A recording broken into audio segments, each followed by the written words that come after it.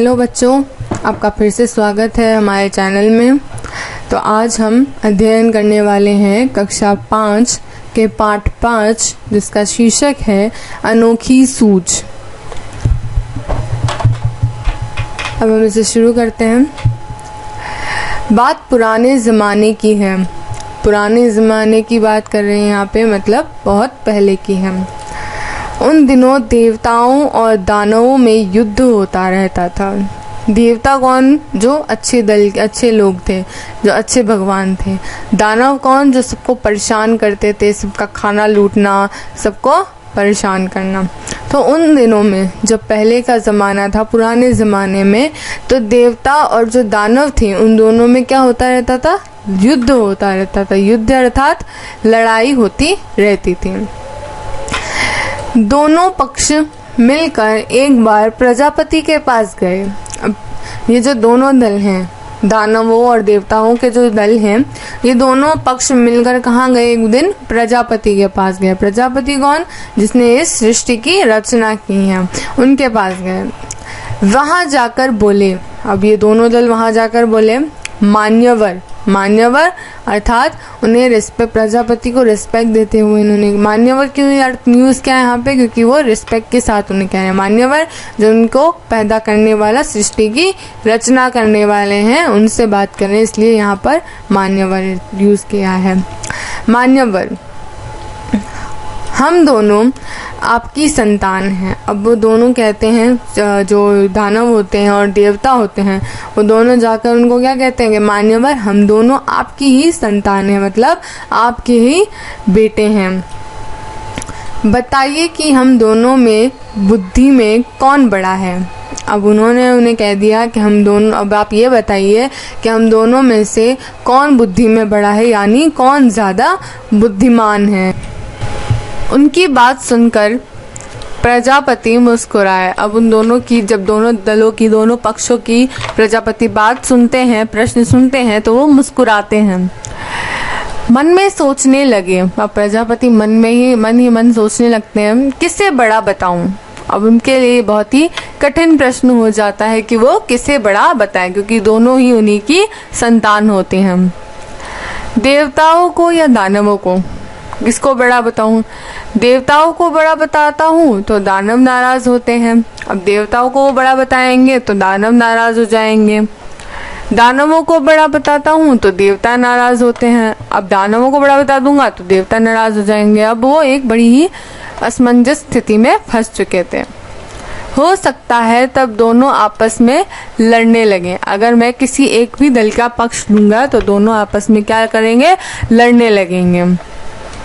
बड़ा टेढ़ा प्रश्न था, बहुत ही दिक्कत और बहुत ही कठिन प्रश्न था उनके लिए ये।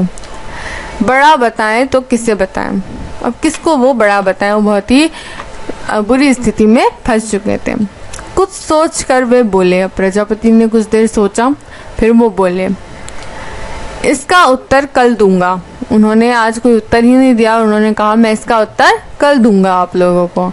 आप दोनों ही कल मेरे यहाँ भोजन पर आमंत्रित हो। आमंत्रित यानी इनविटेशन देना। तो प्रजापति ने उन दोनों दलों को क्या कहा कि आपको मैं आज उत्तर नहीं दूंगा, कल आप दोनों यहाँ आ जाना, मैं कल उत्तर दूंगा और आप कल यहाँ पे भोजन के लिए आमंत्रित हो। आपको यहीं पर भोजन करना है। भोजन के बाद बताऊंगा कि कौन बुद्धि में श्रेष्ठ है। श्रेष्ठ यानी बड़ा है, किसकी बुद्धि ज्यादा है, कि कौन बुद्धि में श्रेष्ठ है। मैं आपको कल भोजन जब आप कर लेंगे, समाप्त हो जाएगा, उसके बाद बताऊंगा कि किसकी बुद्धि श्रेष्ठ है या कौन ज्यादा बुद्धिमान है। दूसरे दिन दोनों पक्ष भोजन के लिए पहुंचे। अब अगला दिन हो गया। दोनों दल, जैसा प्रजापति जी ने कहा था, भोजन करने के लिए पहुंच गए। दोनों को अलग अलग कमरों में बिठाया गया। अब उन दोनों दलों को, राक्षसों को अलग बिठाया गया और देवताओं को अलग कमरे में बिठाया गया। वहाँ मिष्ठान से भरे थाल भिजवा दिए गए। मिष्ठान अर्थात मिठाइयों से भरे। मिठाइयों से, अब दोनों कमरों में क्या भिजवा दिया गया? मिष्ठान से भरे, मिठाइयों से भरे थाल भिजवा दिए गए। प्रजापति दानवों के कमरों में गए। उन्होंने कहा, आप लोग भोजन करें। शर्त यह है कि कोहनी को बिना मोड़े भोजन करना है। अब वो प्रजापति जी दानवों के कमरे में गए और उन्होंने उनसे क्या कहा कि आप लोग भोजन करें, मगर एक शर्त है भोजन करने की कि आपकी ये जो कोहनी है वो मुड़नी नहीं चाहिए भोजन करते वक्त। यही बात उन्होंने देवताओं से भी कही, यही बात उन्होंने देवताओं से भी जाके कही कि बिना कोहनी मोड़े आपको भोजन ग्रहण करना है। तो अब दोनों सोच में पड़ गए कि कोहनी तो मोड़नी पड़ेगी ना, बिना कोहनी मोड़े आप खाना कैसे खाओगे। प्रजापति की बात सुन दोनों परेशान हुए। अब वो दोनों दल परेशान हो गए कि बिना कोहनी मोड़े हम खाना कैसे खाएंगे। वे एक दूसरे का मुंह ताकने लगे, ताकने मत अर्थात एक दूसरे का मुंह देखने लगे। उन्हें समझ में नहीं आया।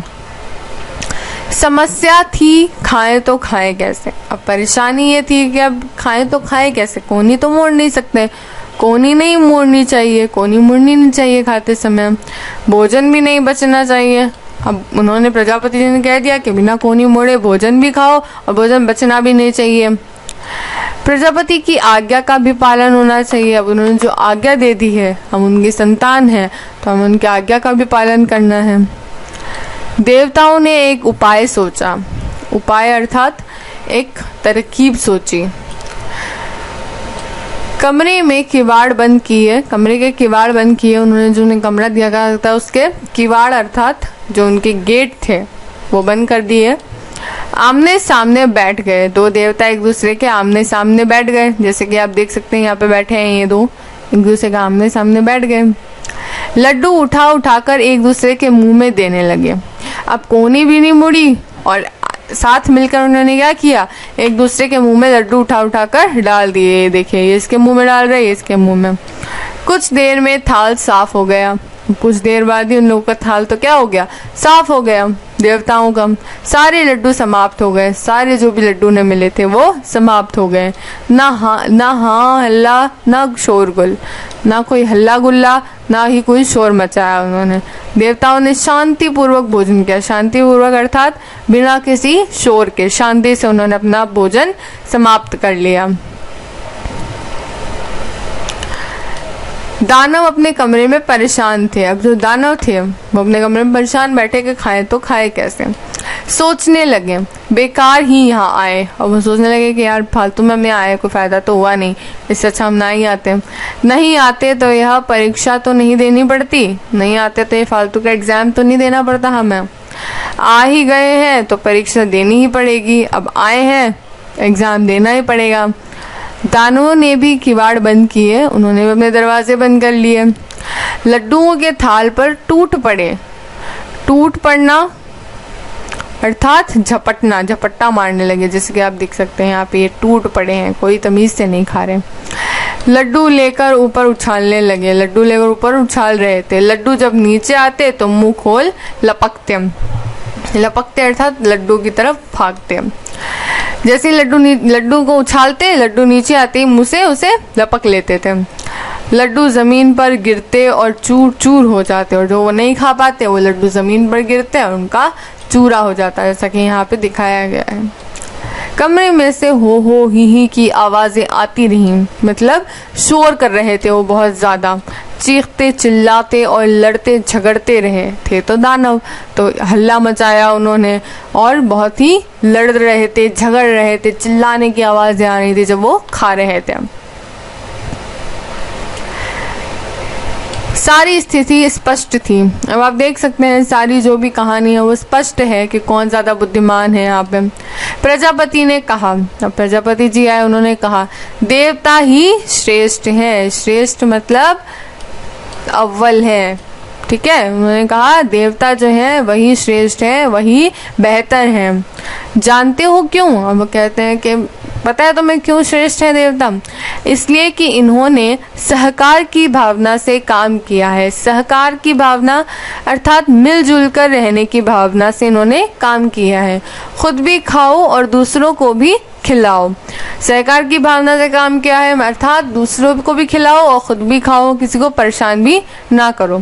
जियो और जीने दो, आप खुद भी जियो और दूसरों को भी जीने दो, उनकी जिंदगी में भी परेशानियां मत बढ़ाओ। यह थी इनकी विशेषता। ये है देवताओं की विशेषता। इन्होंने बुद्धि से काम लिया। देवता जो है इन्होंने अपनी बुद्धि का प्रयोग किया, सूझबूझ दिखाई अर्थात बुद्धिमानी दिखाई। अच्छा, इन्होंने अपनी बुद्धि का प्रयोग किया और अपनी जो बुद्धिमानी थी उसका प्रदर्शन किया। ये आमने सामने बैठ गए। उन्होंने देवताओं को देखा था, तो दानवों को उन्होंने बताया कि ये जो देवता थे ये आमने सामने बैठ गए, एक दूसरे के मुंह में लड्डू देते रहे और एक दूसरे के मुंह में इन्होंने लड्डू दिए। थोड़ी देर में थाल साफ कर दिया और इस तरह इन्होंने थोड़ी देर में क्या कर दिया, थाल जो उन्हें दिया गया था मिष्ठान से भरा हुआ वो साफ कर दिया। दूसरी तरफ दानवों ने शर्त का पालन किया। दूसरी तरफ दानवों ने शर्त का तो पालन किया, कोहनी तो मोड़ी नहीं, उन्होंने लड्डू उछालते रहे। लड्डुओं को क्या किया, उछालते रहे। उन्हें पाने के लिए लपकते रहे। उन्हें पाने के लिए मुंह खोलकर उन्हें खाने की कोशिश की। ना खुद खाए ना दूसरों को खाने दिए। ना तो वो इससे खुद खा पाए और धक्का मुक्की में ना दूसरों को खाने दिए। लड्डू तो बिगड़े ही, पेट भी नहीं भरा। तो लड्डू तो उन्होंने सारे बिगाड़ ही दिए। लड्डू तो उन्होंने कभी जमीन में फेंक दिए, कुछ तोड़ दिए। तो लड्डू को तो हुआ जो हुआ, मगर उनका पेट भी नहीं भर सका। हमारी बुद्धि हमारा साथ नहीं देगी, हम बल के बलबूते पर कुछ भी नहीं कर सकते। और जब विपत्ति का समय आए, जब मुश्किल का समय आए, तो मनुष्य को अपनी बुद्धि का ही प्रयोग करना चाहिए। अब इसकी जो कठिन शब्द और बाकी चीजें हैं वो हम आपको बाद में बताएंगे। Thank you.